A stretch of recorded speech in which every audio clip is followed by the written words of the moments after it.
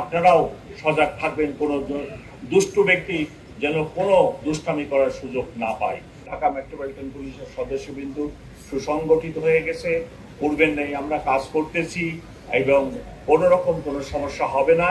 আমি আশা করি নিরাপত্তাজনিত কোনো ঘটনা ঘটবে না। তবে সবসময় দুষ্কৃতিকারী থাকে, সব সমাজেই থাকে, সব দেশেই থাকে। সেই দুষ্কৃতিকারীদের হাত থেকে আমাদের এই উৎসব যাতে সুরক্ষিত হয়, তারা যাতে কোনো রকম কুমতলব বাস্তবায়ন করতে না পারে, তার জন্য আমাদের যেরকম সজাগ থাকতে হবে, তেমনি পূজা উদযাপন কমিটির লোকজনকেও আমি রিকোয়েস্ট করব আপনারাও সজাগ থাকবেন, কোনো দুষ্টু ব্যক্তি যেন কোনো দুষ্টামি করার সুযোগ না পায়। আমাদের যথেষ্ট ব্যবস্থা আছে, কেউ কোনো দুষ্টামি করার সুযোগ পাবে না। দুষ্টামি করলে আমরা সম্মিলিতভাবে সেটা মোকাবেলা করব এবং তাদেরকে আইনের আওতায় আনা হবে। আপনারা দেখছেন আমরা অনেক ভালো কাজ করতেছি। রিসেন্টলি ঢাকা ইউনিভার্সিটি ডাকসুর নির্বাচন নিয়ে কত কথা শোনা গেল।